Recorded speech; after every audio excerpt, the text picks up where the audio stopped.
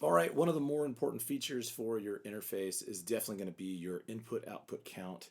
So as we look at an actual interface and we kind of talk about this, we have to talk about like what's important to the user in terms of that number. That track input output count number oftentimes on the interface ranges from 2 tracks to 8 tracks.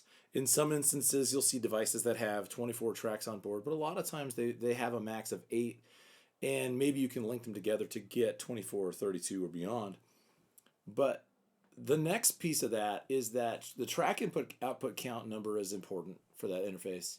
And then the actual preamp functions, like what are the preamp functions inside that device? Like, does it have XLR connectors, quarter-inch connectors?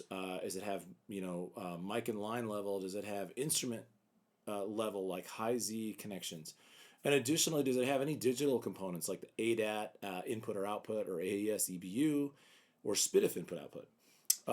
The typical functions you're going to see on a preamp are going to be gain, phantom power, but you might not find pad or a low filter or a phase invert, and the metering might be pretty limited. So like these are all super important pieces of what's going on with the interface that we have to really take a look at.